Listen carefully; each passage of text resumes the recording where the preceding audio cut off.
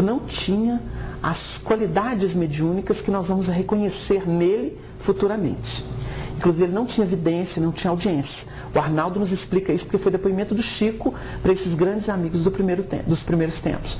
Então, ele começa a psicografar. E no dia 8 de julho de 1927, ele psicografa a primeira mensagem.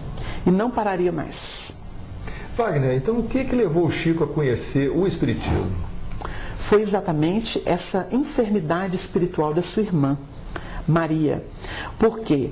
Não podendo ser tratada por médicos, não apresentando melhoras com os recursos disponíveis na época, eles foram encaminhados para esse casal que nós já citamos. E lá ele conheceu as primeiras obras do Espiritismo. Ele recebeu de presente o Livro dos Espíritos e o Evangelho segundo o Espiritismo. E o casal se comprometeu a dar assistência à família e chegou a visitar Pedro Leopoldo. Como eles tinham muita dificuldade para ir em Matosinhos, eles visitavam Pedro Leopoldo, faziam o culto no lar e projetaram a criação do primeiro núcleo de espiritismo na cidade de Pedro Leopoldo, que tomaria corpo, e se trata do Centro Espírita Luiz Gonzaga. Então, o Chico, através da enfermidade psíquica de sua irmã, encontrou as portas gloriosas da doutrina espírita cristã. A partir dali, ele se prepararia e seria o médium extraordinário que impressionou o mundo inteiro, que nos deixou um legado maravilhoso. Bom, como foi a aproximação do Espírito Emmanuel e os primeiros contatos de Emmanuel com o médium Chico Xavier?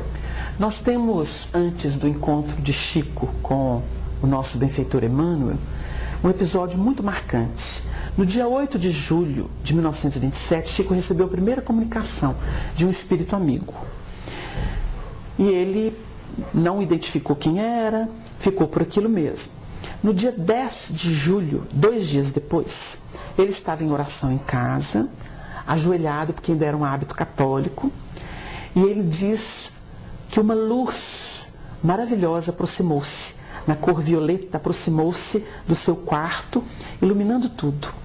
E ele disse que uma senhora muito nobre, que se revestia dessa luz que ele percebia, ela se aproximou e deu conselhos a ele, pedindo a ele que distribuísse pão com os pobres, que no futuro ele escreveria para as nossas gentes peninsulares. E ele não entendia o que era isso.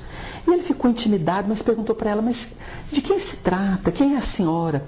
E ela explicou, eu sou Isabel de Aragão. Você um dia entenderá melhor. Nós temos um relacionamento anterior. Você agora não se lembra, mas eu sou a companheira do passado que retorna e gostaria muito que você distribuísse pão com os pobres. Aí ele falou para ela assim, mas eu não tenho pão nem mesmo para mim às vezes. Ela falou assim, não lhe faltará recursos, meu filho. Nós providenciaremos. Confie em Deus e não deixe de ajudar aqueles que sofrem, aqueles que padecem. Então nós temos esse marco.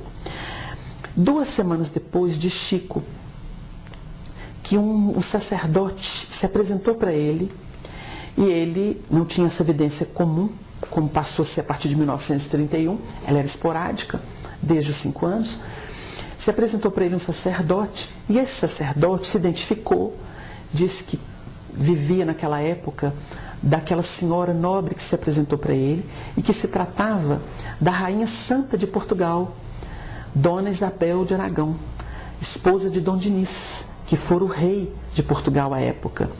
E ele diz o seguinte, que ele foi confessor dela e que ele estaria naquela equipe dando suporte para que ele cumprisse a vontade dela de auxiliar os semelhantes. Porque ela tinha um papel nobre de assistência e educação entre Portugal e Espanha.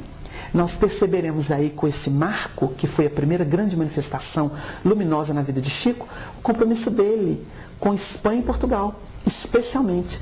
Tanto é que ele teria muita facilidade de psicografar os poetas portugueses.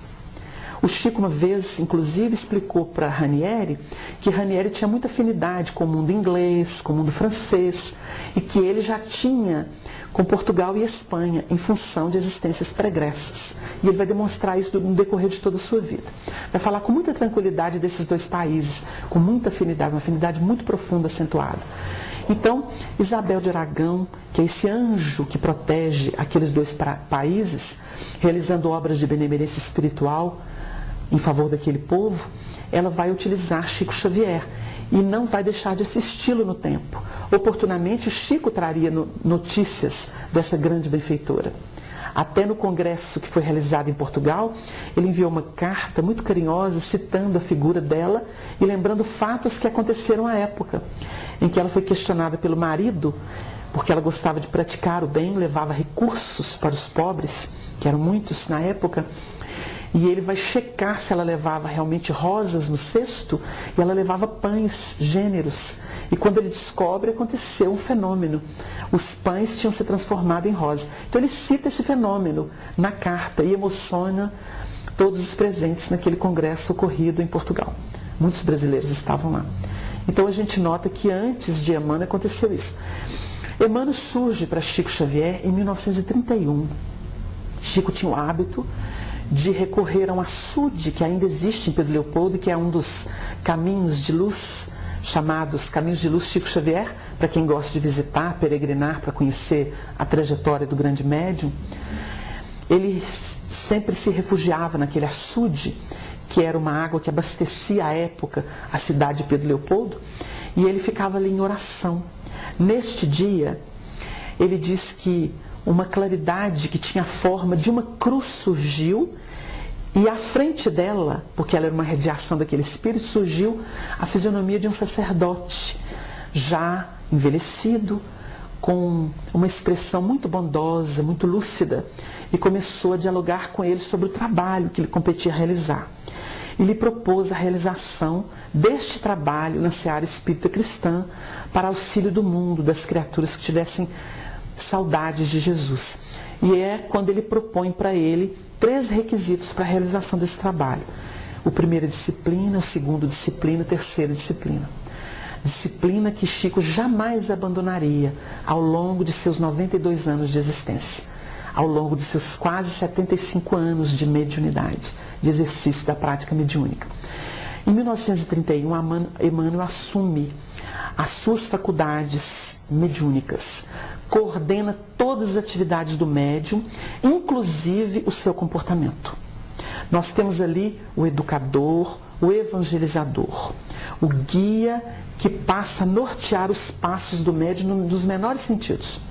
Conversando com o rico acervo que é Arnaldo Rocha, ele nos contaria algumas coisas muito interessantes, como por exemplo, numa visita, para a gente ter noção do que representou Emmanuel na vida de Chico.